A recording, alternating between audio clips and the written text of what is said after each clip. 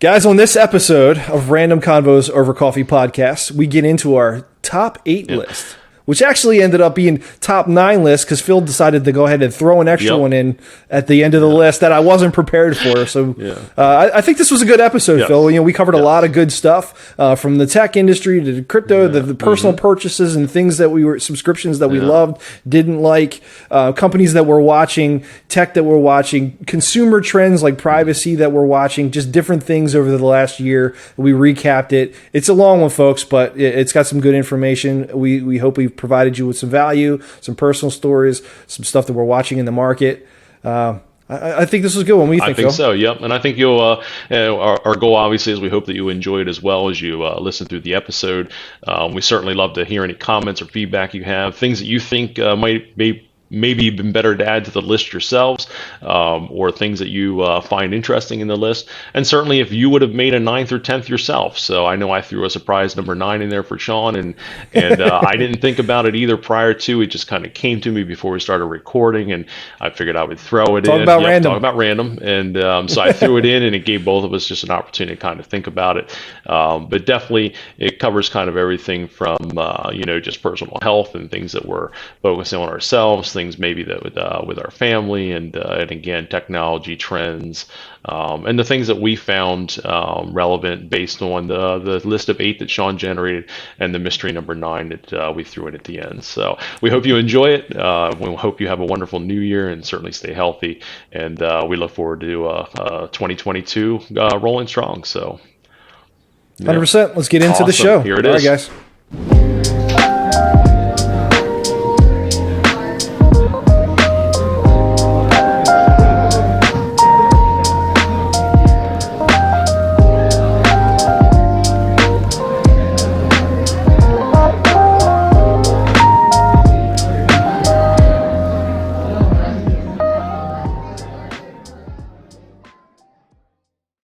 What's going on, everybody? Happy New Year. Happy New Year. Welcome to the Random Convos Over Coffee podcast. I'm Shaun Burkowski. And I'm Philip McCullough. And we want to take just a quick minute here to apologize. We missed last week without an episode. I actually had come down with pneumonia and was down for a couple weeks. And am pretty clear now. I still have to get the rest of my breathing back. So occasionally throughout this episode, I might have to stop talking briefly and catch my breath. But other than that, we're wanted to keep this consistent, both as the legacy that we've talked about that we want to leave, and also the content we want to share with our audience. So here we're back, and we're going to keep rolling. So today's episode, Shaun came up with a great idea about some of our top things in 2021. We came up with 8 topics, and as typical, we kind of get an idea for a show and an episode, but we don't actually discuss it until we come live. So here we are, and welcome to Random Convos Over Coffee. All right. We'll get into it. So the kind of came up with the list as people do this time of year, right? As they're making New Year's resolutions and they're recapping the previous year or 2 years or so, and look forward to what they're going to do in the future. Obviously, with 2022, a lot's been going on, and so we just thought we kind of make this a little bit fun, a little bit different than your typical New Year's resolution nonsense. We're looking at some of the things that we were keeping an eye on last year, some of the things that kept us entertained, and some of the things that meant something to us. And so that we came up with this unique list.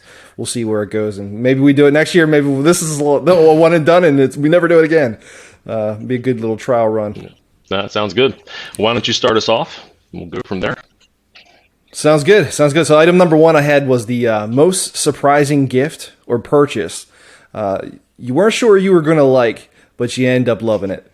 And for me, I'm not actually sure it was a gift from last year. I think it was actually Christmas the year prior, and it just sat in a box for a while. But it was a Knicks Play digital frame that was actually a gift that my mom had given to my wife, and it kind of sat in a box for a while. And when she opened it, I was like, "There's no way we're using this thing." It's a digital frame that you sit on your shelf, and essentially you have an app on your phone, and all your family members have an app as well.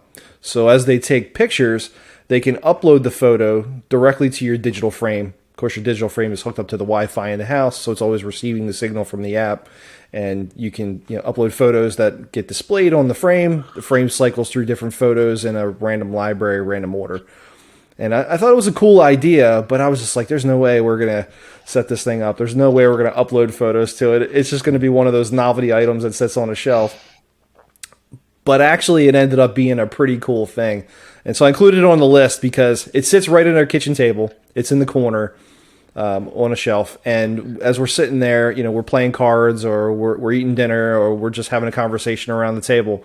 And I look over and I find myself staring at this thing because there's some really cool memories that we pull up from our archives. I went into my iPhoto and pulled up pictures of, when the kids were little and we went on this trip that I forgot about, or the first time we brought the dog home when the kids were little, and memories of family members who passed, unfortunately, over the last year or so. So we see these memories come up and it just brings back nostalgia. And I didn't think we would actually use this thing. I thought it would just, like I said, just be something that sits on the shelf, and it ended up being a really cool gift. And I really treasure the moments that we see when they come up on the screen. So that was my item. Very cool. My sister actually has something like that, and I will say when we're out and we visit, I end up sitting somewhere and just watching the thing flip through and seeing all the stuff of my niece and nephews that I've missed over the years and things like that. So they are pretty cool. Mine's going to be a lot more boring. Actually, the gift was the gift I got for the family for Christmas this year. It was a toaster of all things, and very basic. But it's got some settings for bagels and things like that. Why I found that I liked it so much more than I expected was because I started really using this thing, and it really made a great, toasted bagel with my coffee in the morning or things like that. And as I was recovering and finally was able to eat and do normal things, those were my breakfasts while, I was still on my medications and all the things I had to take with food.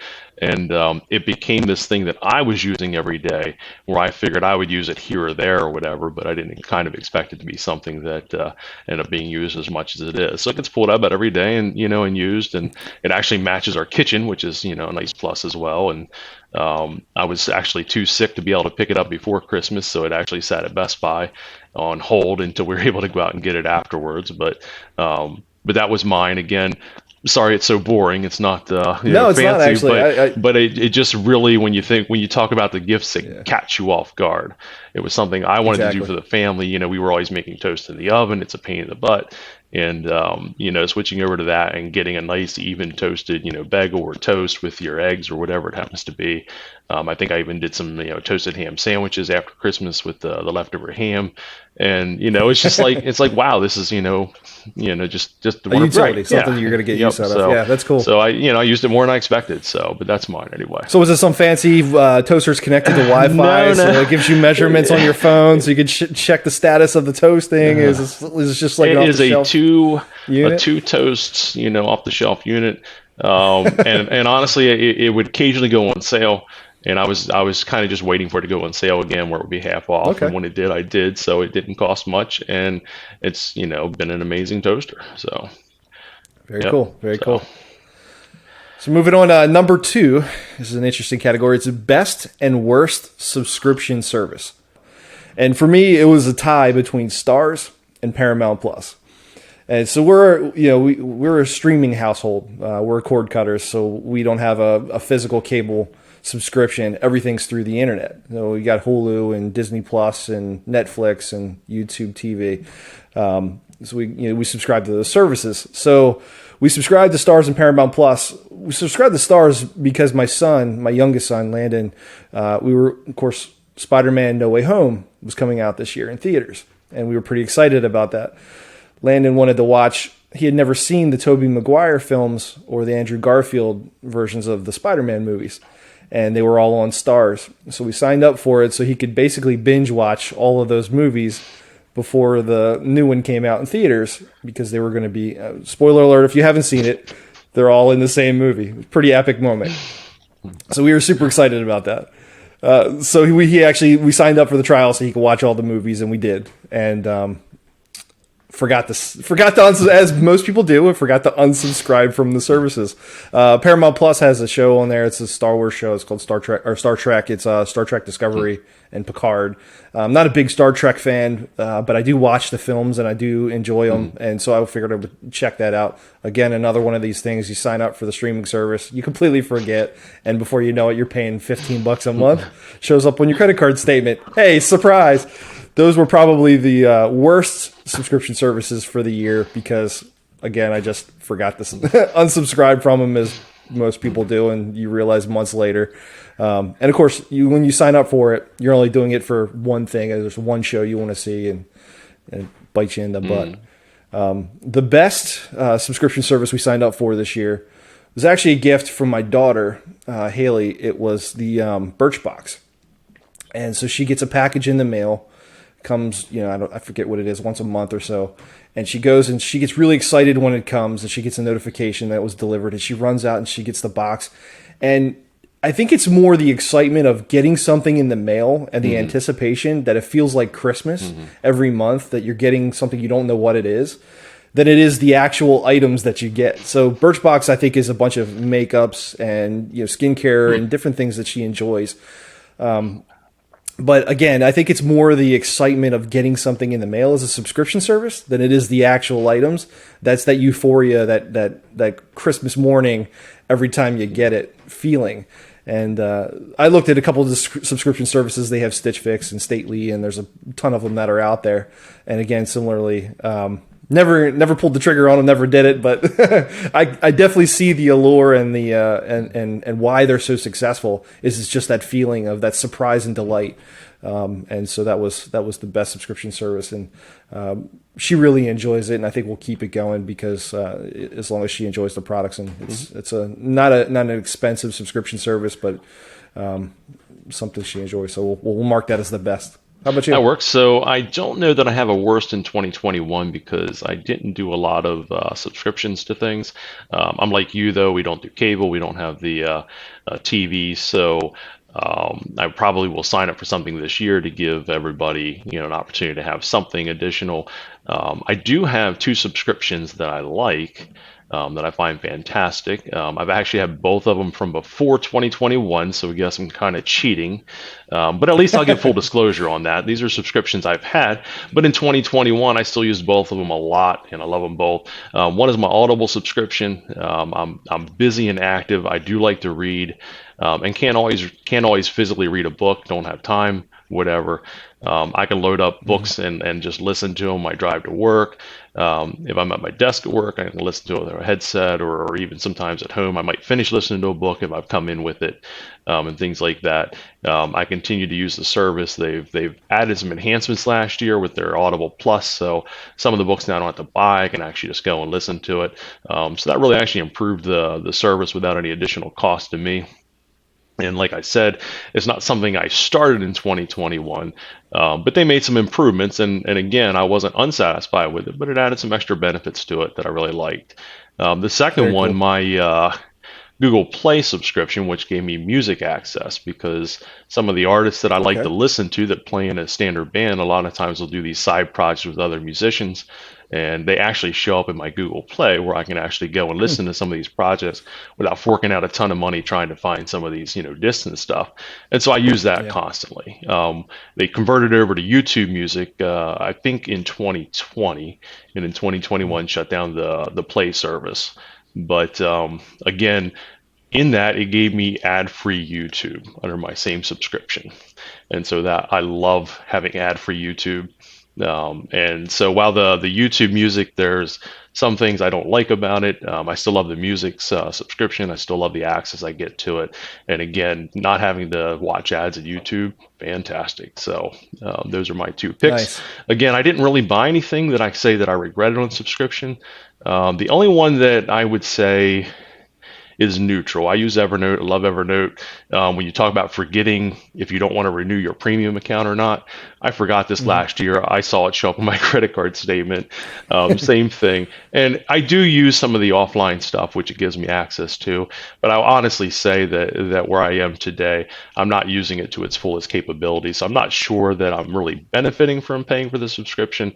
But I do like the company. I do like the service they do. So in this particular case, having supported them for another year, I'm not really sad about that. So, but that would probably be my neutral one where I might not have actually let that renew this year, but because I forgot it did. So, That's yeah. cool. That's cool. I'm actually I use YouTube Music as well, Mm, and I been trying to figure out, is it Amazon Music, is it Apple Music? But of course, I have an Android. The rest of the household, they have Apple mm, phones, so we can't share a family subscription service. But that's what I'm trying to figure out, is a music sharing service that we can all share, mm, that I only pay once, that everybody can have access to. That's a reasonable price, right. and I haven't found a solution yet.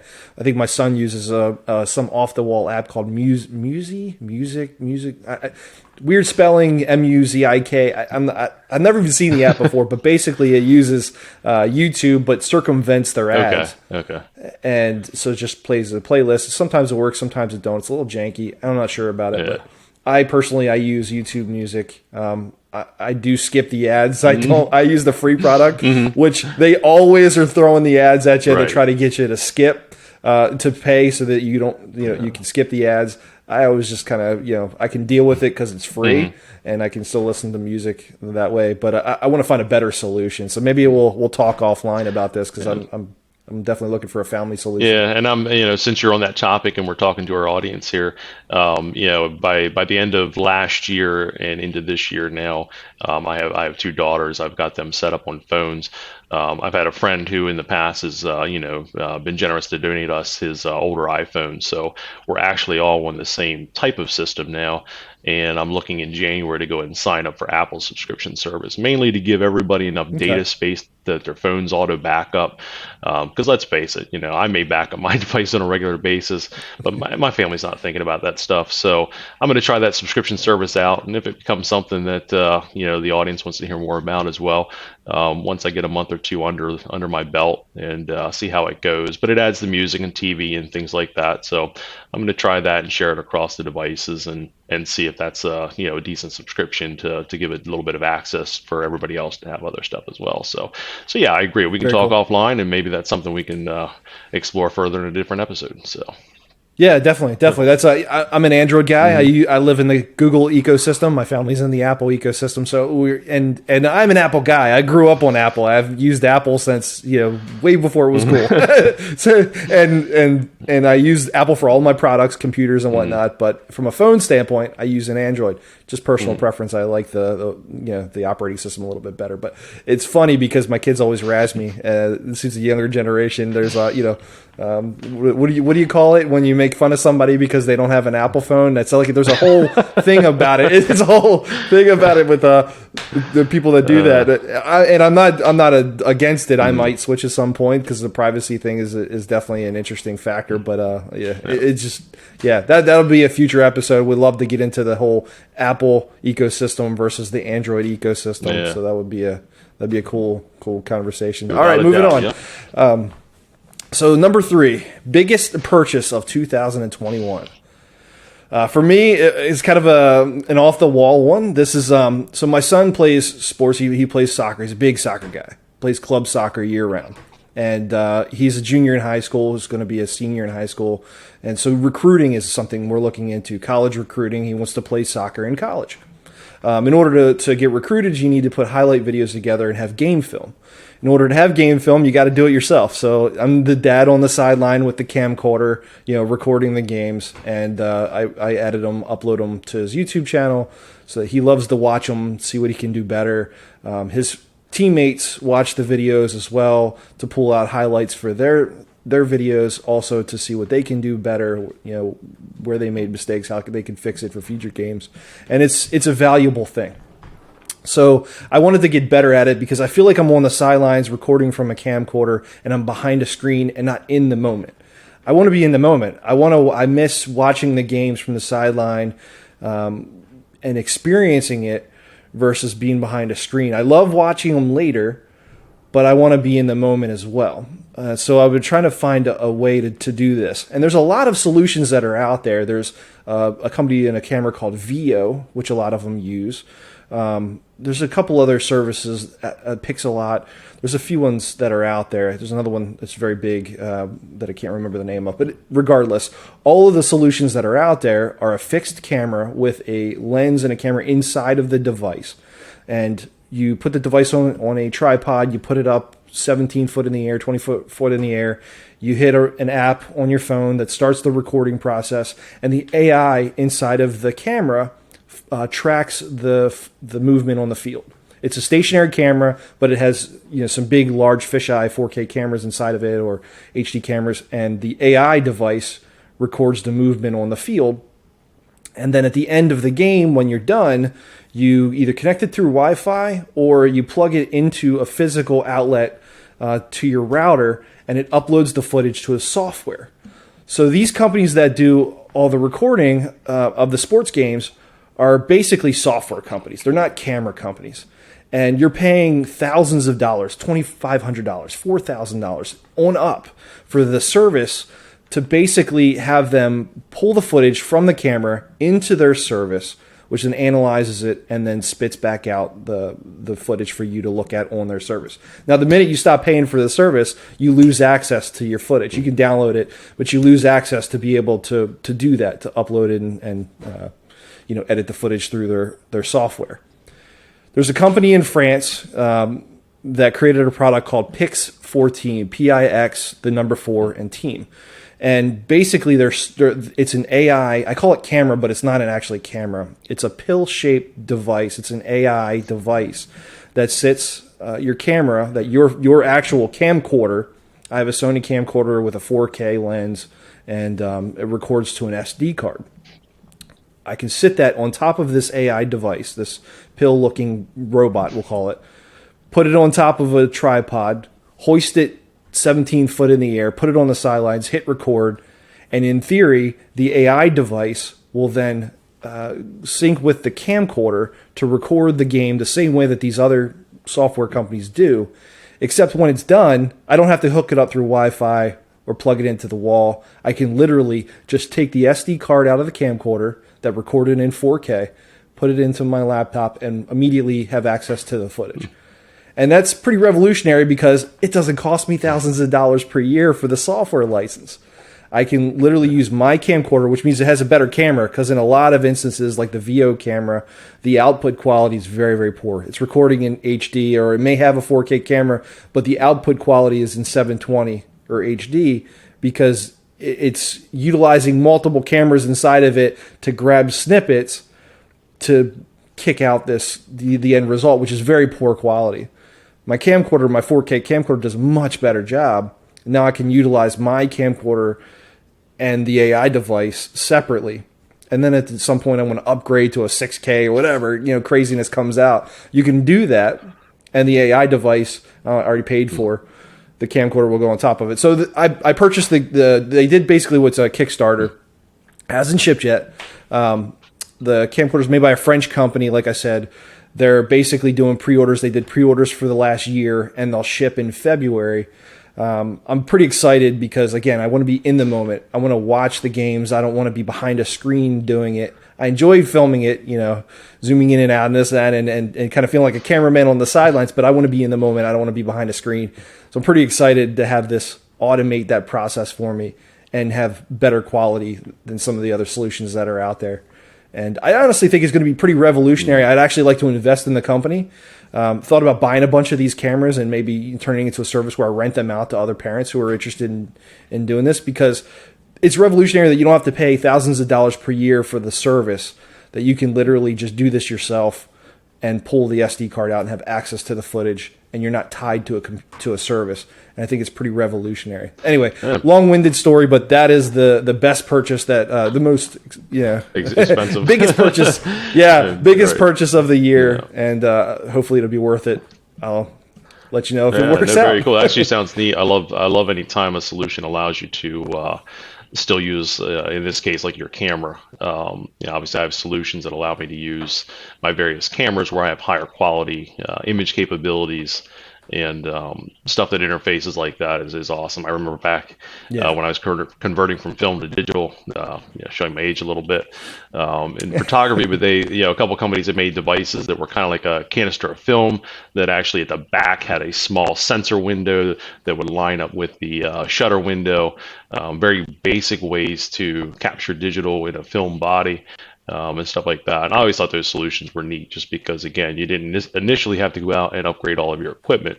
And of course, they were limited, and it was certainly early stuff, and it kind of got the job done. And but then cameras just got so much better, and we all just switched over. But in those instances, definitely worth it. So Yeah. my biggest purchase in 2021 slipped in right at the very end of the year. I had my wife and I decided to gift my current iPad Pro to my daughter. She's getting into art a lot more, and then one of my cameras went to my eldest daughter, Lucy, to be able to do photography. She's getting into that more and more as well. And Oh, very so cool. we decided to part some of these things out. And I was going to delay my, of course, replacement of the iPad. I was going to go with probably like a mini or something that was a smaller Mhm. sized for everyday carry. And I use my tablets every day for notes of various things. Long story short, they were out of stock till February, and I needed something to be able to get my data off of my one that I had gifted and get it on. So I made a purchase of an iPad Pro in the end of December. And when we talk about the biggest purchase, it probably took me about a week and a half to actually pull the trigger. Um, and then took me a couple of days, of course, to get everything backed up and sent over. But I use, in the past, I use it not just for content consuming. I use it to remote control my cameras. I use it for video tests. Yeah. I've got audio apps on it and video and photo apps on it. Note taking. I do drafting and stuff when I'm drafting out and sketching out things for work or just my enjoyment. And then sometimes I'll even draw and stuff on it and just kind of enjoy it for that. So it's not a device or anything that I'm afraid I won't get the use out of. It was just hard to pull the trigger because they're not cheap. Yeah, But they're not cheap. so, I've got an iPad yeah. too, and I haven't used it in years. You know what I actually use it for? When I'm running on the treadmill, it's got a little lip that I can set the iPad there, and I can watch Netflix Nice. while I'm exercising. That's about the only thing I use it for. Everything else you want to use it for, you're browsing the internet or reading articles. I do on my phone these days, so Yeah. I definitely, as screens have gotten larger, I have less use out of my iPad than I did when I first bought it many years ago. Yeah. But that's cool. I mean, something you do a lot. I know you with the camera setup, so you would do a remote log into the camera, and you could start and stop things, and that was pretty cool. You're definitely more technically inclined with the apps on the iPad than I was. And it's funny because for how many apps are out there, I mean, there's still a limited amount that I actually use. I mean, I have some for music type stuff and some for Yeah, recording. I have a couple for stars. I love astronomy and stuff like that. So I do have a couple nice star apps.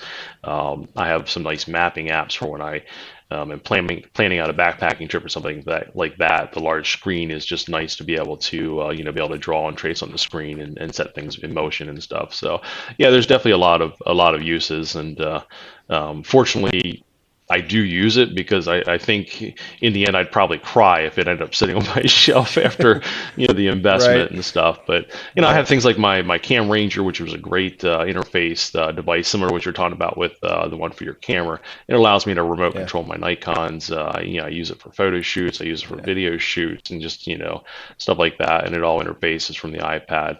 And then even my live sound rig now, I can actually control it all remote with a mixing app on the iPad, so that I can actually stand anywhere in a venue, adjust audio levels, things like that. So some of those things That's have very just cool. become Yeah, indispensable when it actually does. Now, some of those apps don't require the Pro, but the screen on the Pro is fantastic. So when I'm doing photo work or video work, I'm able to see a really good representation of what I'm capturing. So, but anyways, yeah. so I that's see I do a lot of that on my phone, mhm, so it's cool to I guess with the screen, the benefit of having the iPad is you have a bigger surface area, bigger, easier to see things as opposed to just doing it all on your so phone. I'll give you a secret. My eyes over the last couple of years can't see as close on the small screens on my camera and stuff. So it's Gotcha, actually become gotcha. a whole nother tool in that A realm. But necessity. don't tell Yeah, it's anybody. a I don't want anybody necessity. else to know that. Well, we won't Yeah, tell so anybody. that's good. I Yeah, this will appreciate be our that. secret.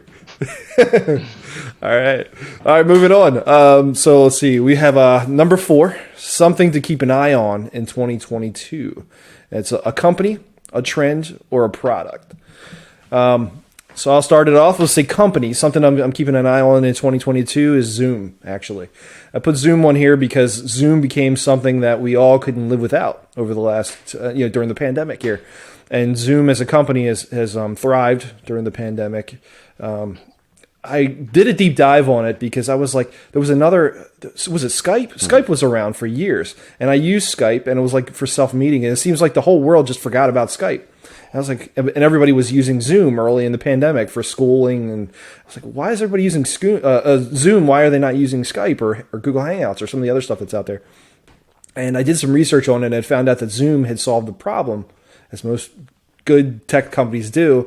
They found a way to be able to buffer video conferencing between multiple parties, even if they had poor internet access, and still have clear video. And that's not to say that it's not without its problems. Everybody has experienced Zoom buffering, with that robotic voice or the skipping, but they've come a long way and have been able to provide a premium service to do that, both for free and with the paid tier if you're going over 45 minutes or whatever the time limit is, but also do a quality version of it, as opposed to some of the other companies. And that's one of the reasons that the world went to Zoom. And so I was looking at the company as the stocks had soared, and they had aspirations for new technologies that they were coming out with. But it seemed like the world relied on Zoom. But now as the year has faded on and people have become vaccinated and are not afraid to gather in large groups again, you get that Zoom fatigue, and people really just want to be connected physically in person, have that face-to-face connection, and Zoom's popularity has started to dwindle a little bit. And so I'm looking at the company, and I'm kind of interested to see where it goes from here. I guess from a personal perspective, it became something you couldn't live without, and then it became something you got tired of dealing with, but was a necessity. And so I'm interested to see where the next year goes with remote work and things that are obviously with Omicron and some of the variants that are coming out through COVID, unfortunately, is starting to revert us back to doing more Zoom meetings. So it'll be interesting to see where the company goes from here. That was the company. Yep. So I'll jump in and do my company, because you have this broken down into a couple different sections, and that way we can kind of stay on topic. So actually, an interesting side note, Skype years ago was bought up by Microsoft. And so one of the things there, when Microsoft released their Teams product, which was more group oriented than Skype, they never dropped Skype, but they focused all the resources on Teams. And of course, in 2021, with schools using Microsoft accounts or Google accounts, especially towards the end, as they were starting to match features that Zoom had, like breakout rooms and things like that, I think some of it fell away just simply because if you have a Microsoft account and a subscription, you already get Teams. And so instead of buying something else on top of it, I think, and Google has I think Google Meet or whatever theirs is and stuff like that, plus Google in a classroom and things. So I think with some of those other things, it also took a little bit of thunder away from Zoom. And then, like you said, for sure, we're all tired of necessarily, meeting, kind of like we do this podcast, since we can't actually be in person. But or remote. But same thing. You kind of get fatigued sometimes. You just actually want to be able to sit face to face and have a conversation with somebody instead of always feeling like you're on camera in the spotlight. So my company that I found interesting to watch and see the progress it's making is Tesla. Actually, just some of the benchmarks they've made. It's a very interesting company for sure. It's pushing a technology that certainly is a buzzword. In today with electric cars and how do we move away to a cleaner environment. They're pushing the envelope with what they're doing with their cars. And you either like them or you don't like them. People typically either like the design of Tesla or they can't stand the design of Tesla. But all things aside, as a company, as a business, as an envelope that they're pushing, as an industry that they're in, and how they're changing some of that industry with the audio industry. They're certainly creating quite a stir and quite a buzz as they move forward. They're hitting benchmarks that nobody thought they would hit. You know how much not only just profit, but profit comes from selling a product that people want. Kind of like we talked about Apple briefly earlier. You know, Apple hits a niche market that people are willing to pay a premium for the product, and and buy it. And Tesla's kind of that same thing. You know, people certainly aren't. You know, Yeah. you can certainly find a cheaper car. You can find a cheaper electric car, but they're putting awesome technology in. They're promoting it and doing just a great job of getting out there and believing in what they're doing, and then selling it to their clients. Yeah. 100%. That's a good one. That's a good So, one. all right. So I actually had them. I actually had them down on the list as it was one that it was a company that we're keeping an eye okay. on because obviously them opening up a plant in Texas and pushing more of the market cap, and what Elon Musk did with his benefit structure. It's been reported on CNBC that he hit certain benchmarks that people thought were absolutely insane when he set it up as part of his ownership structure, his benefit structure. They thought it was absolutely insane, and he's hit every milestone and kind of shoved it in their face. And I respect that hustle and betting on himself and betting on the company that he believed in. So that was cool. That was cool. Yep. Good one. All right. And so in the same category, we have company, then we have product. So for one of the products that we're keeping an eye on in 2022 is I actually put home gyms. And so home gyms, obviously, as people moved away from going to in-personal and started doing home equipment, you saw a rise of companies like Peloton, Mirror, Tonal. The list goes on and on. There's a lot of companies that are out there that have emerged through this space and have really kind of niched a key market share in the home gym equipment. And I think it's not going away. I mean, who wants to pay money to go to a gym and sweating on equipment with a bunch of other dudes and people in the? It's just, I don't know. I always found it kind of gross. I'd rather do it at home. Run on the treadmill, work out at home. I guess you don't have all the access to the same equipment, and to some people it is more of a social atmosphere than it is a focus on yourself type deal. But one thing I did notice with home gym equipment is that the price and demand, supply and demand is not there. So go on Facebook Marketplace or go on eBay and try to find, something as simple as weights. When we got my son, he wanted a gym set for Christmas this year. We got him some Olympic weight set, and he loves lifting weights and working out. And so we wanted to get him, some more weights for his gym set. So we got him a 300-pound Olympic weight set. Point is this: they're hard to find, and so we want to spend $500 or whatever it is on a set. We wanted to go buy a used set because it would be more accessible and get them something else for Christmas. But finding a used equipment is not easy to do. I mean, you can find a old Bowflex if you're willing to come get it from Joe Bob's garage. Right. But I'm not doing that. But something simple as like barbells and weight sets. I mean, they're hard to find and they're very expensive. I mean, for the price of buying it used, if you do happen to find it used, it's the same price as if you were to buy it brand new, and they're not cheap. I mean, you're talking like $50 for a single 45-pound Olympic weight. I mean, it's just absolutely insane. And I think part of that again is supply and demand. There's not enough supply, and the demand is high because people are working out at home. And again, that's just something I've been kind of keeping an eye on, and looking at some of these companies in the space that have integrated home gym with tech like Peloton. Yeah. So, sticking with the fitness real quick on that, certainly some of the things. So, back in my 20s, I had the opportunity where my mom worked. They had a on-site gym, and family was allowed to work out for free. And I had the opportunity to work with a trainer and use free weights. They used York barbell setups and stuff like that.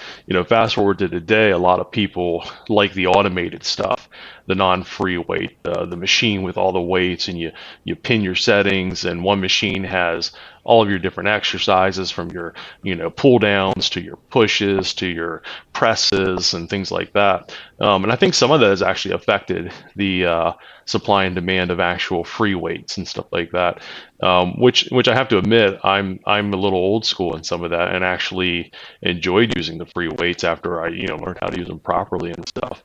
but finding them even in any kind of fitness center that I've used in a while has been more and more hard. I see more machines than I see some of that type of stuff too. So I'm sure that has something to do with it at some point. But and then Gotcha. certainly Peloton came out strong. And they're another interesting business because as soon as other people started matching what they were doing, they kind of became a product that had two lifelong issues. One, people eventually got out and started going back to gyms, or they got out and started running or Yeah. riding as the pandemic started to lessen to some degree that people got out, and that certainly, I'm sure, hurt a little bit too. But yeah, Yeah. so good ones to certainly pick. Um, Sorry. I actually have to catch my breath. I apologize, audience. No It's problem. still. I'll let you So I'll talk for jump a in. minute. I'll jump Yep. in. I'll jump in as a. Thank you. I appreciate Yep. I'll that. jump in as an honorable mention. Yeah. So as an honorable mention, I had as far as a company that I was keeping an eye on was actually TikTok, and that was because Cloudflare came out with a report this year that said that there were more searches for TikTok than there were Google as far as internet usage. So there was actually more people on TikTok than that were utilizing Google this year, which I thought was just a phenomenal. I don't say phenomenal in a good way. I say phenomenal as an interesting way. Yeah. I mean, who expected that? Shifting of the guards here. Who Yeah. expected that? And I mean, there's probably people who did. Clearly, I'm not the biggest social media guy out there. As everybody who knows me, probably always laughs when they see anything of me on social media. But but it's still interesting, just some of the different mediums and formats people use that suddenly just take off in a way that you're going, wow, how did that happen, or what caused this one to jump Yeah. ahead of something else? So the product, or in this case, product space, kind of like you picked, that I would pick, that I'm kind of watching through and seeing if it's going to continue to grow or if it's going to stagnate or what, is really the online training that people do. Whether it's a lot of people are creating their own courses and putting them online. Sites like Udemy and things like that, where anybody can Masterclass. anybody can put on their training classes. And I'm curious to see if that continues to grow, if it's kind of plateaus and ebbs and flows, or how that works. And then some of those have converted to more of a subscription model where you pay and you can you can watch any of the training programs you want. And then some are still ones where you buy each particular class. So that's kind of one on my list that Yeah. I want to kind of continue to watch and see how it goes. That was a trend years ago. I remember getting on Yeah. lynda.com, and you paid a monthly fee and you could watch training and download files that you could interact with to learn, whatever, Excel, movie editing, Flash, Macromedia Flash back in the day. There was a number of different courses that were on there, and I use lynda.com pretty, often. And I've been years and years since I've been, or probably a decade. Does that still exist? It's LinkedIn bought lynda.com, and they converted it. Okay. Within the last 2 years, they've converted it completely over to LinkedIn Learning now. So you can still subscribe to it like you did with Lynda. Some of the local libraries, I know in our region, I've actually been able to access the premium model for free through the library. With the library account, and so there's been some pretty cool things there, and so occasionally I'll come across something I'm trying to learn, and whether it's a tech resource or something for business, and I might jump into that space again and search it up and start watching some classes. So it's still there, and it's certainly still relevant for. It's definitely geared a lot more towards business and professionals, people who are looking to learn through a more structured, kind of like lynda.com Right. was. And so they do, select certain instructors and stuff to teach the classes. But yeah, it's still there. Yeah. So.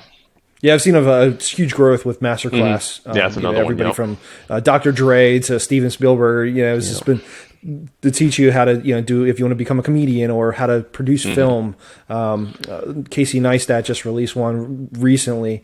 It's really interesting to see the growth of education. And I think it's in sector with the times where people are looking to expand their careers, and they're looking to learn a new trade or learn a new skill, and they have the time, because where they used to go on vacation, now they're sitting at home in front of a computer screen, and rather than Netflix and chill, they will pull up a master class and enhance their skills. And I think that's really cool, and that's a sign of the times, and I think that's a good thing. Seeing people grow their skill sets. So Yeah. yep, I definitely noticed that as well. Yeah. Cool. Cool. Well, the one thing I didn't before we move on to number 5, so this is a three-tiered question. The one thing we didn't cover was trend. So it's a trend that you're looking into in 2022. I'll put on here just real quick will be crypto. And if you listen to episode 1 of this podcast, you'll know that I have had a long-standing relationship with crypto from the beginning that I missed out, and then this year just got into some investing. And we are going through some crazy times right now, Phil. If you follow the markets, but with the Fed's threatening to raise interest rates to try and counteract the inflation that's going on, it scared the markets, and tech has taken a beating in the stock market. Crypto has taken an absolute bloodbath. There's red all over the place. And honestly, it's scaring a lot of people, and I'm excited about it because I'm like, now's the time to put the money in. Now's the time to invest. Again, as we said in episode 1, this is not financial advice. But yeah, that pretty much but carries me through personally, everything we've talked about today as well. We're certainly not experts. You'll probably find, possibly some not mistakes experts in in anything. anything that we've said. And 100%, 100%. But in the crypto space, I mean, me personally, I feel like this is the opportunity to buy the dip. And when people are scared and they're getting their money out of the market, there's opportunities for growth in the future as things get better. And we by next summer, hopefully, the variants seem to calm down and people are getting back out and doing more events, and money starts flowing through the economy in an even keel way, and we're not as afraid to go out, and inflation isn't beating us up at the supermarket. I think that things will get better, and those gains will come back. And so that's something that I'm interested in. It's a trend that I'm keeping an eye on. Web3, it seems like some of the most important people, successful people that are out in the market, are making shifts to go all in on crypto and different projects.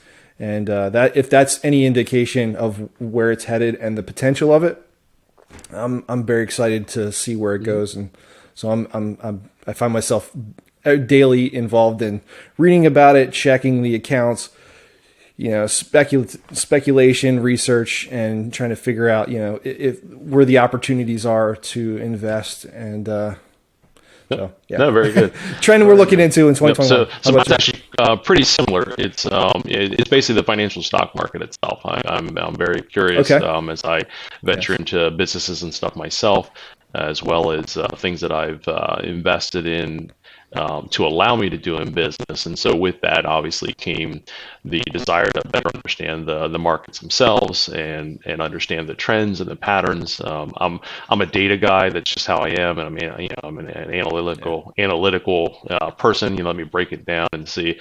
So it's one of those areas now where it's just become fascinating for me to kind of see the trends, how they ebb and flow, how things around affect this.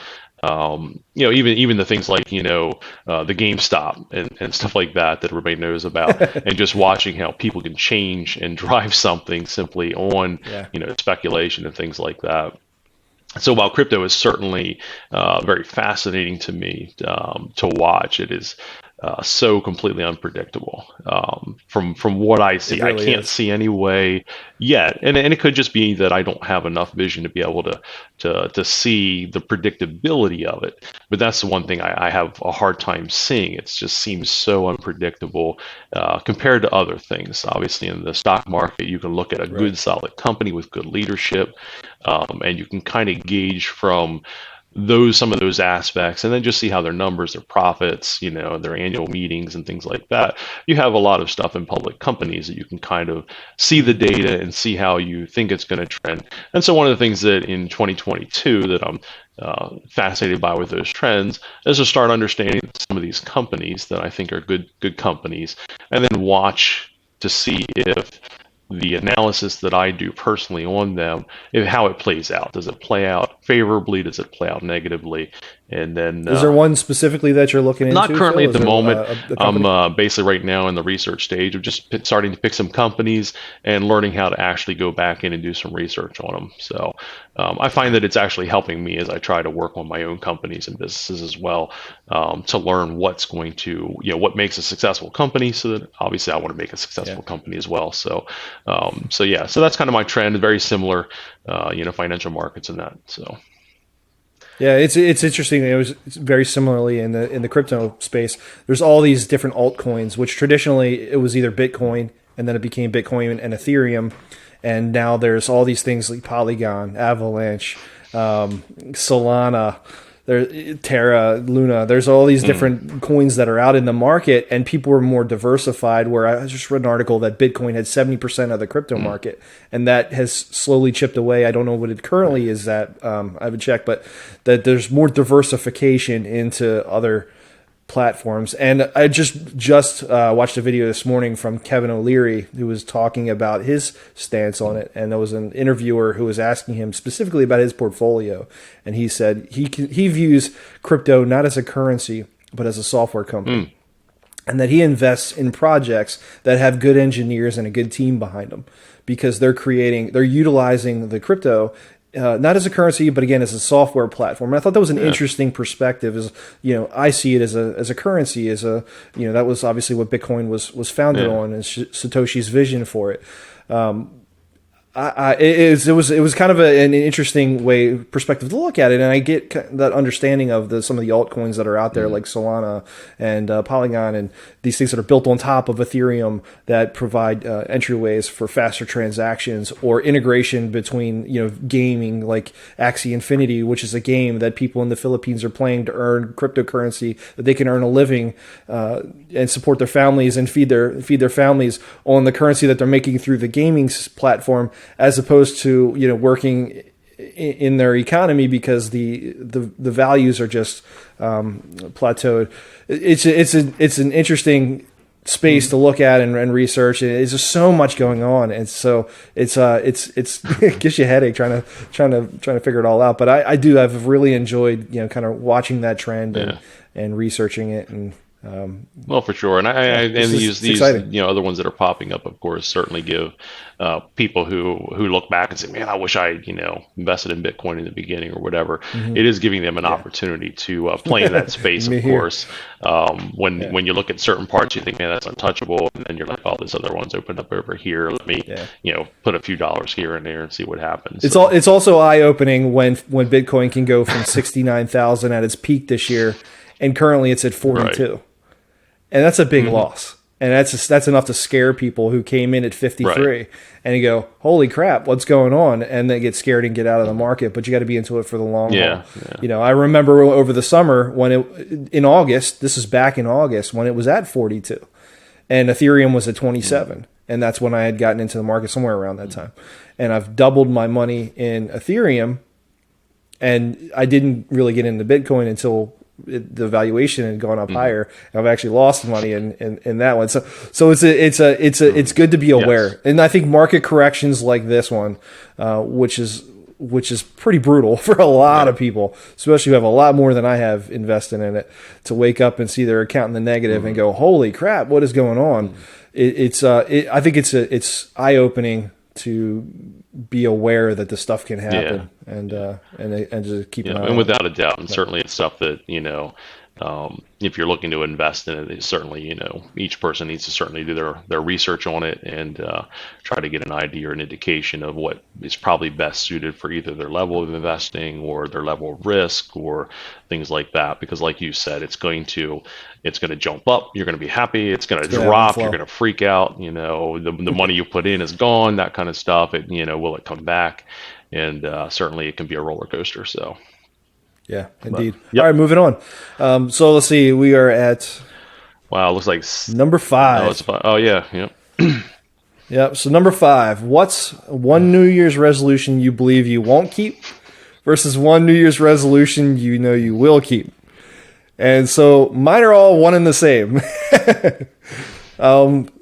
My New Year's resolution that I will keep is I want to be more active and focus on my health. And I think everybody says that, and that's a complete cop out. It's a cliche. I know, everybody. I'm sorry. But it is actually true. Last year I went to the doctor's and for the first time and got a physical and a checkup and the full workup because it had been ever first time ever I really to do that, and I got an okay from the doctor, said everything's fine, and it made me feel better as I'm in my 40s now. It's something you got to focus on. So they did say you got to be more active because I'm pretty sedentary, sit in front of a computer pretty much most of the day, and so I need to get out there and get more exercise, and so that's something that I want to focus on this year as a New Year's resolution. Something I believe I'll keep, but then I also know that I'm probably won't at the same time. So I'm putting them both in that same category as one I probably will keep and maybe one I won't. I don't know. We'll figure it So out. I'm going to disappoint everybody on this one because essentially mine is the same that you just said, and that's going to be disappointing because sometimes people want to hear some different perspectives. But again, ironically enough, so typically every year I do get a physical at this point in my stage in life. I've been in my 40s for well, let's just say I'm approaching 50. We'll go there. But so I've been trying to, and obviously in 2020 I skipped my physical with COVID and everything, and whatnot. So typically in the fall is about when I get mine. So I got mine again in the fall this past year, and I had been overweight. I wasn't grossly overweight, but I've been overweight for quite some time, several years, and I could see the trends in my blood work and the results and all that stuff, and nothing was ever skyrocketing and out of control, but I wasn't fixing anything that I knew could potentially be an issue. And so when I got the results back this year, I had bumped up in a few categories that I hadn't before, and I knew it was because of my, I love my coffee, but I will be honest, I love a good donut with my coffee, and that doesn't always stop with one. So, so little things like that, heading into work. Darn you, Krispy Kreme. Heading into work and like, oh, I'll just pick a small pack, why don't you get a 6-pack and you eat half of them that day and half the next day, or sometimes, all of them in the same day, that kind of stuff. And so it was catching up to me. So in the fall, I actually, after my physical, had talked to my doctor about, what types of food I should eat that can reverse some of the effects of what I saw in the testing, what weight I should target to get down to, and actually started first just changing my diet. And was able to, through diet change and then going back in and adding, walking and running and exercise, was able actually to, bring my weight down at least probably about 20 pounds or so, and was on target. It was on target to try to get under 200 pounds by the end of last year, and was actually perfectly in the range of doing that. I got sick and had a rapid weight loss, which put me way under the target. I did gain some of that weight back because rapid weight loss is certainly not the healthiest way to do it, and back on track with where I wanted to be. But I did hit my goal at the end of the year, and having been down with pneumonia, I'm really not going to be able to start exercising for a few more weeks yet, and I'm going to have to start slow and and take it easy and stuff like that. So that's actually why mine is both my, I think I'm going to continue, but it's also hard because I don't always enjoy going out and running. It's not my thing, but I find that it actually does a really good job. I do enjoy walking and backpacking and hiking, but again, you get busy days, you just don't feel like doing it at the end of the day, that kind of stuff. So it's certainly one that, I'm going to have to continue, obviously, once I have my strength back and can get back into that. I think it's you got to utilize that iPad there, Phil, so you can take my advice, get on the treadmill, put the Netflix on, throw on what is it, Last Chance, the Michael Jordan I have story. To do music. That will get you motivated. So I will say one of my favorite products, a friend of mine gave me a pair of Aftershocks, which are bone conducting earphones that go over. They don't block your ears when you're listening, and I can get on a treadmill and walk or run, and they just stay in place. Got great battery life, and then I can just put music on, which I found when I exercise has to be music. If there's talking, I can't do my books. I can't watch shows. I tried to watch shows once on a treadmill, and I wanted to throw the thing out the window because it was just it wasn't enough motivation. But I'm the opposite, man. I need to forget that I'm actually exercising. Right. That's what it Well, is. Distract me with a movie, distract me with a podcast. Like let me think about what you're talking about or what's going on the screen, and not what I'm actually physically doing. And then I look down and I go, holy crap, I've been walking on the treadmill for an hour. And you know, and for me, the music does that. I pick something very complicated that keeps my mind very active, thinking about what what the musicians are playing, what they're doing. And it has a similar effect. But I noticed it wasn't so much the shows, but if a commercial broke in, I was done because I didn't want to hear it. It was a distraction from everything else, and so I've just stayed with the music. But anyway, so that's mine as well, the fitness side and health. Cool. So. Awesome. We're getting down to the end of the part of the list here. We got 3 more, folks. So stick with us. So we're number 6, 7, and 8. All right. So number 6, weirdest thing of the year, any category. For me, hands down, it has to be lab-grown meat. Well, it sounds kind of funny, but I know it's it's benefits and this and that and the other things, but man, I'll tell you, I tried the Impossible Burger this year because I figured I was going to give it a shot. The lab-grown meat, maybe if it's healthier or healthier for the environment or whatever, was going to give it a shot. Be honest with you, Phil, I just couldn't get past the taste. The idea, I couldn't get the idea. So the taste. Honestly, if you would have given it to me, I would have never known it wasn't a regular burger or a Whopper. Burger King with the Impossible Whopper. Honestly, I would have never known because they smother it in, ketchup and lettuce and tomato and all the stuff and onions, and you don't taste it anyway. The texture was the same. The taste was relatively the same, maybe slightly different, like 2%. I don't know what the percentage is. It was just very, very minor. But if you'd have given it to me and not told me, I would have never known. And but I did know. And so that idea of eating a lab grown meat, I don't know, man. I'm just not down with it. I can't get behind it me personally. That's just my take. And I think it's really, really weird. I actually watched a video recently how there was a lab that was creating lab made steak.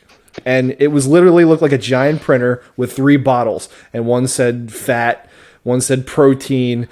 I forget what the third one was, but it was 3 bottles, and it was literally moving back and forth, printing a steak or what looked like a steak.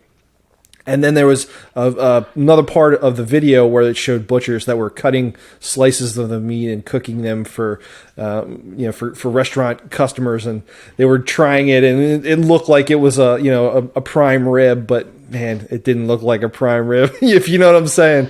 I just it was definitely one of the weirdest things in modern times that I just can't wrap my head around. So this time mine's actually a little different. And I'm not sure if it qualifies, but it's kind of what was weird to me. Was actually used car prices and the process of going through buying one. I've been shopping all last year for a car. Obviously at certain times the market was so out of control that I just would give up for a while, and we're making it work with what we got, but at some point I need my own vehicles. But the few times that I've actually reached out to find a salesperson, so many times it's just, here it is, drive it. Hey, here's the thing, buy it. And I'm thinking, why am I paying a commission? I'm doing all the legwork. I'm doing all the searching for the vehicles. I actually found one person who called me back, actually asked some questions on what I was looking for, and did a good follow-up. Because honestly, if I'm paying a commission, man, do the work for me. Go out, this is what I'm looking for, go out and find it for me.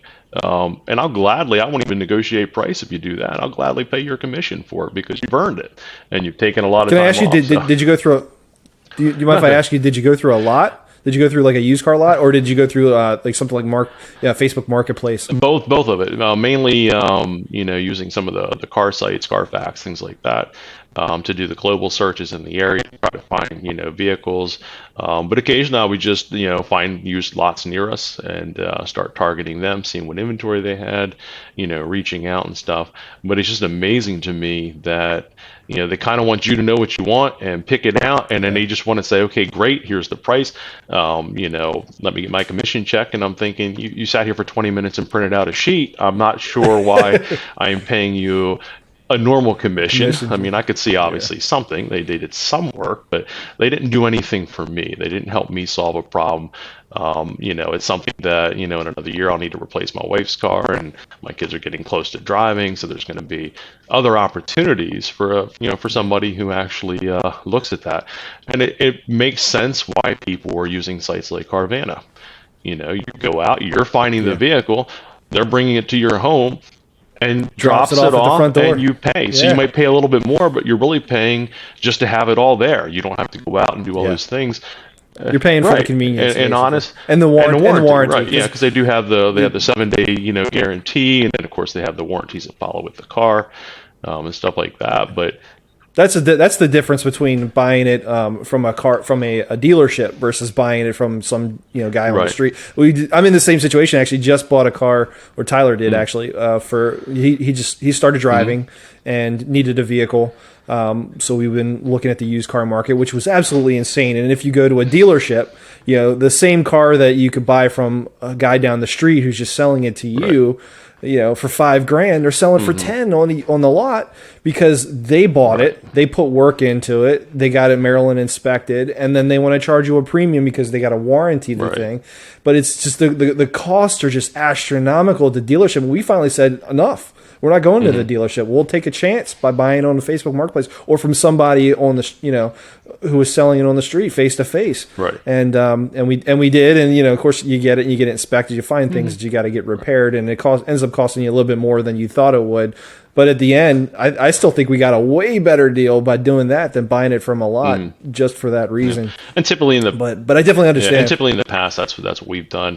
I'm able to do most of the repairs on our cars, which does help a lot. And I have a friend, if I get stuck or whatever, who is also pretty knowledgeable, and we're able to generally do a good 80% of the repairs. It's certainly saved a ton of money in the past, and allowed us Yeah. to keep older cars a lot longer than normal. Which I won't lie, I love not having a car payment at the moment. So and things like that. But at the same time, with everything I'm into and working on now, my time is becoming more and more limited. So I'm looking for something that will require a little less time and maintenance, out of me as we go forward. But Yeah. basically, that was mine. So we won't bore people with any more details. Move on to the next category. All right, so moving on. It's category 7. Biggest changes the pandemic has affected globally. One of the things that I noticed, it's pretty evident, and again, sorry for stating the obvious. Can I be Captain Obvious right now? But is supply chains. I think one of the biggest things that the pandemic has showed us is that we have to have less reliance on more reliance on domestic manufacturing, less reliance on the global supply chain. And that's not to say that we can completely eliminate the global supply chain, because there's obviously things like rare earth metals and things that we need to source that aren't available readily here in the States. But supply chain has definitely been something that's has woken us up to the fact that we need to have more dependence on U.S. manufacturing in certain things. I mean, remember the shortages with PPE early in the pandemic, or hell, what about toilet paper? You remember going to the grocery store and the toilet paper aisles were completely wiped out because we weren't manufacturing this stuff in supplies here in the U.S. or enough. We were getting them, and that's just a brief notation. I mean, there's supply chains on a ton of different things. I mean, semiconductor shortages. I mean, how many factories did you see in the automaker sector where the cars were just sitting there manufactured, but they couldn't be rolled out to consumers because they were waiting for a silicon chip, to come from overseas? I just think that, and now that we're investing money into factories here in the U.S. To supply some of those things, I think is a good thing. And again, this is no knock on foreign supply companies and the global supply chain, because I think those are all inevitable and necessary. But I love the fact that as a country, I think we're starting to realize that we need less dependence, and more domestic manufacturing opportunities are going to come from that. So that's something that I noticed. So for me, the two things that kind of go hand in hand, even though they're a little bit different. One, how people work, how companies work, how companies have their employees and stuff, is certainly something that I've seen. It hasn't changed so much in the company that I work for on my day job, but in general across the board, We've obviously seen businesses that that are struggled and stuff like that. But just the way people work, this hybrid work schedule, the remote work for people, that's more abundant than it was before. Businesses seeing that some businesses can actually make this work quite well, and it's probably been a little bit beneficial. They can reduce office space, things like that. And then, there's that trend of, do we bring people back? Do we not bring them back into the Yeah. office? And some companies have adopted somewhat of a hybrid. You come in a couple days, you stay home a couple days, and things. But we've all made changes with, to some extent, how we work and how we do work and how things get done with these companies because of the change of the pandemic. And then the offshoot of that is schools. I did a remote setup today. I had to move out into the dining room today, which is why I have something sticking off my shoulder on this side here that I couldn't move. But because my kids had to be home for the next 2 weeks to do school virtually, again, because of effects of the pandemic and stuff. And they Hmm. share my office with me when they're doing their work, but they also do schoolwork in there as well. And because they were on their classes, I had to migrate out into a different space. So these are all things that certainly have changed in the course of the pandemic, for sure. So Does that mean no more snow days? That actually, the days where school's canceled and the teachers could take a day off and the kids could go make snowmen, and now they're gonna, oh well, you got a snow day, but guess what? And log into Zoom. We're gonna finish our classwork today and make sure that you don't get your summer vacation screwed up because we're gonna have to extend it by a few more I days. will be honest. That was the first question my daughters were concerned about. What happens if it actually I snows in a bet. snow day? The benefit is the Yeah. school will actually just shut down on a snow day, as if traditional. Their goal has always been to get back into in-person learning, and so they've been doing a fantastic job actually of making that work, figuring out how to isolate if there is any kind of incident, so that it's a minimal impact to the school, and then also they've been looking out for the teachers. And I think what happened here is they just had enough sporadic people that were out that it made sense, instead of taxing the teachers to try to do in person and remote at the same time. They just went ahead for the Right. upper grades and did those for 2 weeks on remote while they see what happens and move forward. So, hopefully Yeah. they'll be back in a couple of weeks, and and feel somewhat normal, because that's hard on our kids, because this is all. I mean, it's new for all of Yeah. us for sure. None of us have lived through a previous pandemic to an extent where things were shut down like they are. And but our we as adults, we have to adapt and figure it out. And sometimes kids are still focused on, this isn't even fair, why is this happening, that kind of stuff. So you know See, I feel like the opposite is true. I feel like the kids are more resilient than the parents are more like, mm, this isn't fair. I feel like the parents focus on that more than the kids do, and the kids are just like, hey, whatever, we'll roll with the punches, and what is what mhm, is, and we'll just we'll keep rolling with yeah, it. I think the kids are more resilient to change than the parents yeah, are. Yeah, and there are some things that are definitely not fair, like when they had canceled proms and right. dances and sports, and it was like, man, it was really really difficult. And I mean, Graduations, almost I mean, think of all the 3 people who graduated and yeah, didn't actually have a graduations, service and a exactly. ceremony. And yeah, Terrible. absolutely. So Terrible. but cool. But for the most part, I think kids are Mm. kids are resilient, and they're able to push through a lot of these challenges, even so more than the parents, and figure And it I out. agree with that. And they certainly get past it faster, for sure. They might deal with the same emotions we do as adults, but by Yeah. far much faster they're back on saying, okay, this is how it is now, and let's move on. So, but good point. Yeah, Yeah. Cool. Well, not to dwell on that because we could spend an hour talking about yeah, we'll move on that. that one. Well, number 8, the last one. This is most underrated trend, thing, or concept you've watched in 2022. Watching in 2022.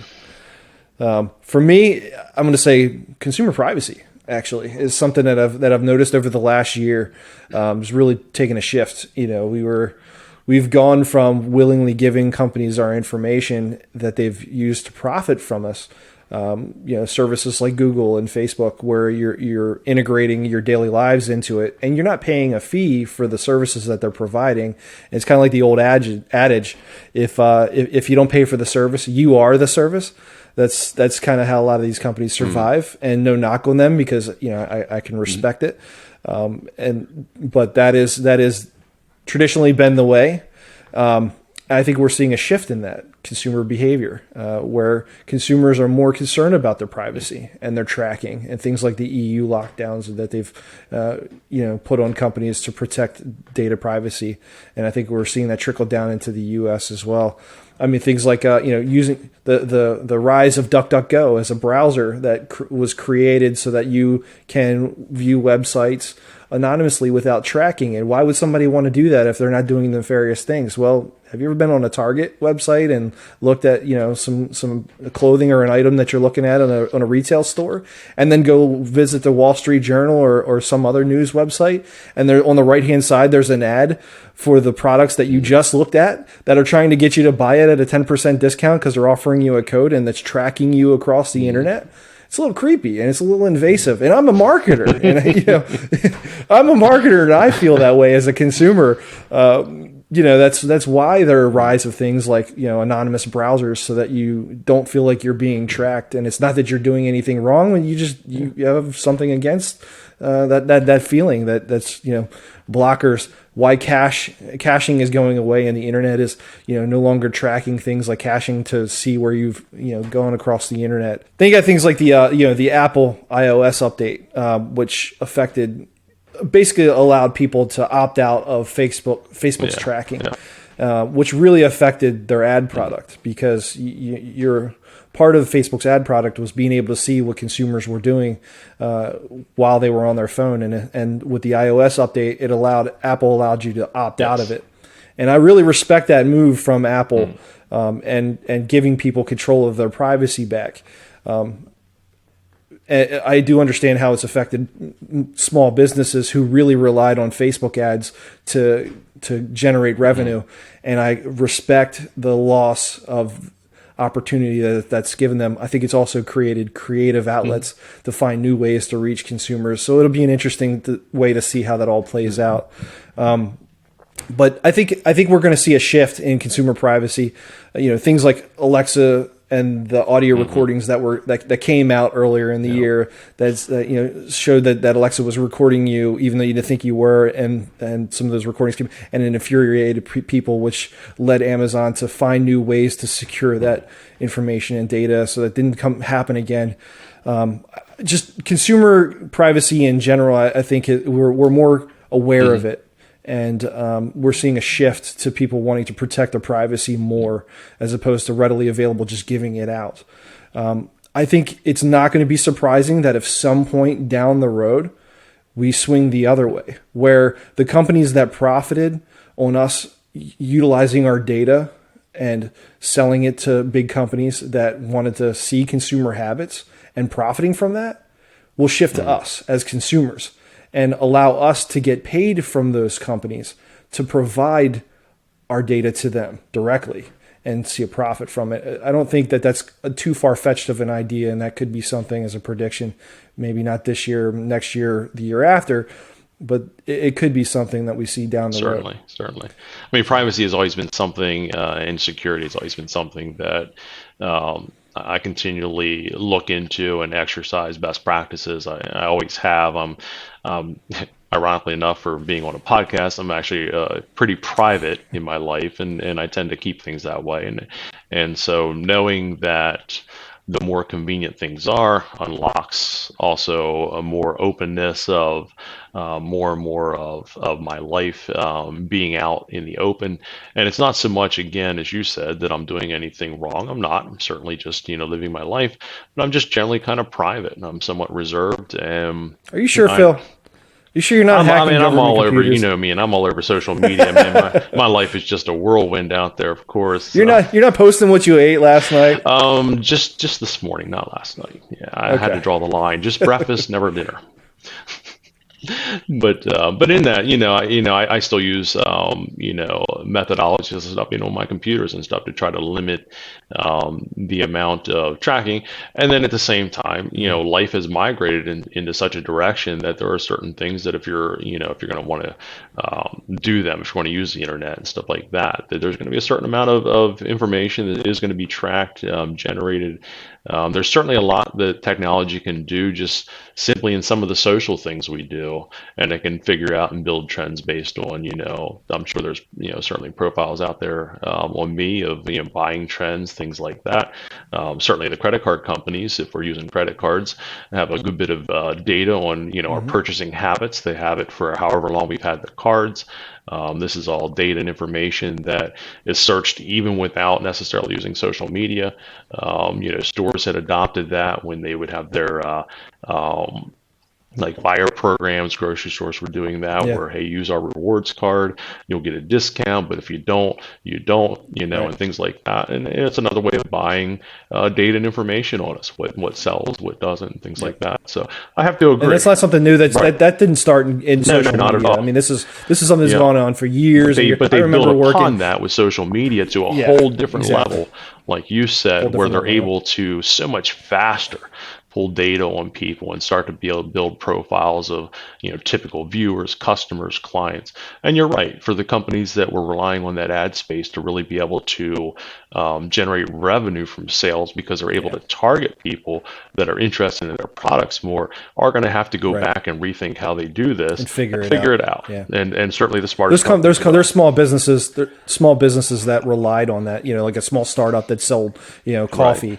out of their home, that they were doing roasters out of their home, and they wanted to directly market people who were interested in coffee through Hmm. Facebook. And Facebook could tell you, do you want to hit a specific age bracket, income bracket, area, location? Do you want to circle females who are interested in watching Sex in the City? I mean, you could be whose favorite color is purple and whose last name starts with a B. You could be that specific through the Facebook Right. ad marketing profile, and it was a bit too Hmm. much. Yeah. And so I think this has kind of halted some of that, and has dialed it back. But for small retail companies that relied on Facebook ads to become successful and to keep the lights Right. on, it is a difficult challenge.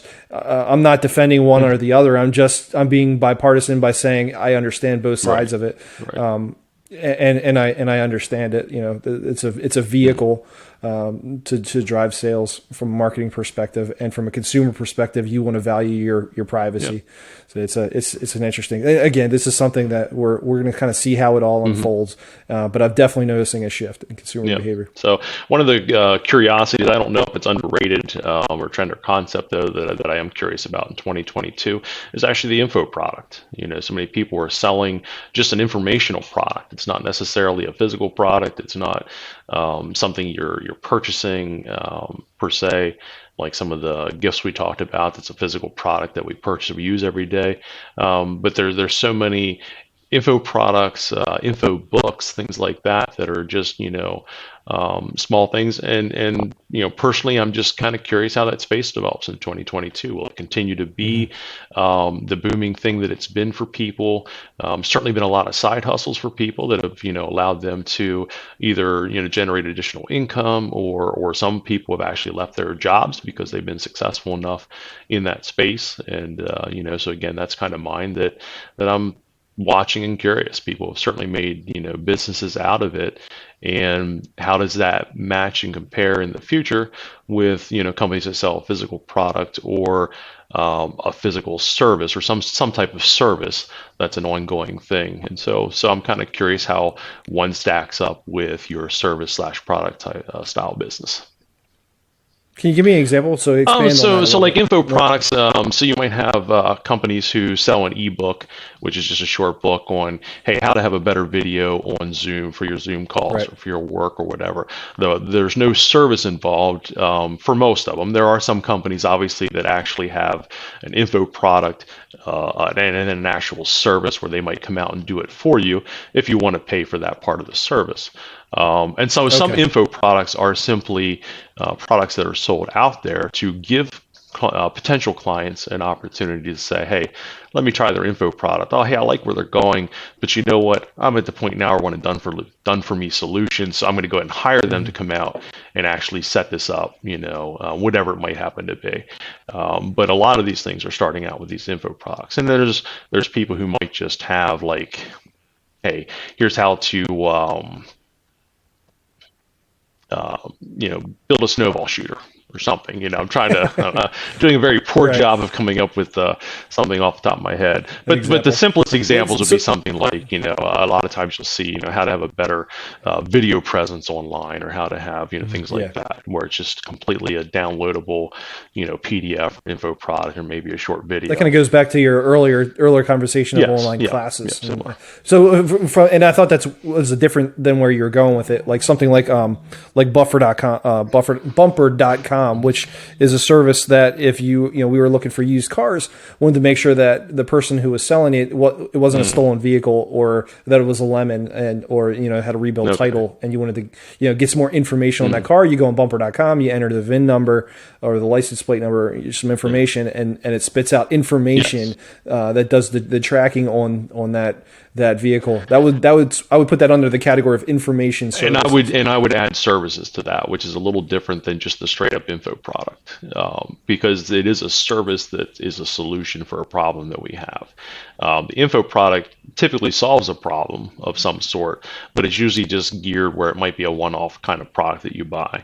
Whereas like the service for that, you're going to use it until you find your car, and you're going to make sure that obviously it's like you said, it's one of those things that becomes indispensable. And the fact that you don't want to buy a stolen car and then suddenly find out that you got ripped off, and and you're now out of the money and Exactly. things like that. So Yeah, and they have ID right. trackers and different things like that. You can do background checks on people if you're hiring them and things like that. Those are all under information services. Yeah. So Well, cool. So I guess we're getting to the yep. end So I'm here. going to throw one out here at you, because Uh-oh. you made a great list and we rolled through it. And I thought, why not surprise you with something here at the end? So we're going to Oh have boy. a surprise I hate number surprises, Phil.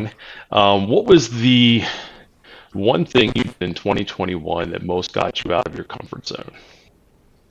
Ooh, that's a tough one. So, and again, unfortunately, audience, he did not have time to think about this one at all because it never made it on the list. So, Oh man, I and don't to be know. fair, I didn't think about it either because I didn't want to have a leg up on this.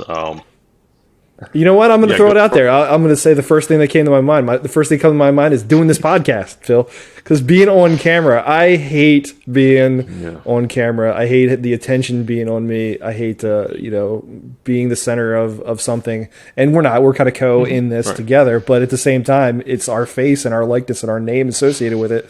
Even when I put an album out, I did it under my production company, not my actual name.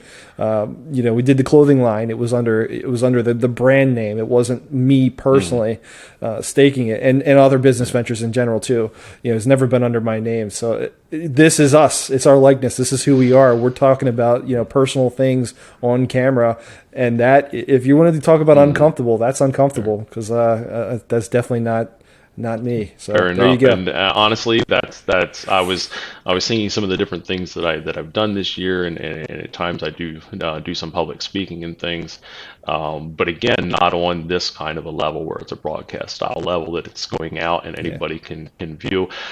So when I evaluated quickly all the things that I've done in the past year, this has to rank up there certainly with the top because again, I was scrolling on YouTube the other day as I was recovering. I was actually looking for a tutorial on something specific I was looking to, and sure enough, I scrolled down and there's my face on one of the podcast episodes, and it was like, wow, I think that's when it really hit home that. Hey, we're out there at this point, and and I must admit I'm enjoying this, but it still is certainly something that pushes me out of my comfort zone. It was ranking up there with some of the things that I'm doing in business, which are also pushing me out of my comfort zone by far, and moving in a direction that I've never tried to take it before. So this podcast and that are certainly kind of ranking up there neck and neck. But as far as the Yeah. public aspect of that, this hits at top number one. So, but Yeah, I yeah, agree with you. so I agree with you well, 100%. cool. Well, there you go. That Well, wasn't this too hard. this was a long one. was. No, that wasn't too far fetched. That wasn't too bad. That wasn't too I figured bad. we had talked about This being was a out of our long one, comfort guys. zone in one of the first couple episodes, so it We made did. sense that we had to Yeah. throw that in for 2021. So. Yeah. Yeah, and we'll see how as we do more of these, we might become more comfortable with it, for better or Right, worse. comfortable We'll being see how it uncomfortable, goes. right? Comfortable being uncomfortable, 100%, 100%. Very Good cool. recall. So, Well, guys, I appreciate you guys being yes, with us thank you. again. Happy New New Year. Year. Happy New Year. Hope wishing you all Yeah. well Yes. and health, and a great year this year. Can't be any worse than the Nope, last couple not of at years, all. huh? Feel free to comment on any stuff you hear. Feel free to put your ideas in there as well, because it gives us feedback to be able to continue to see Definitely. what types of things we want to continue to move forward with. And again, like I said before, we kind of pick a random topic. We don't really discuss it as much, so it kind of keeps it a little bit uncertain and Random. uncomfortable, and certainly random. So thank you so much for joining us. And again, we wish you all a happy and healthy new year. Have a Yep, good one, take care. guys. Have a Thank good one, you. Phil. See you, Sean. Have a good Yep. week. Bye. Bye.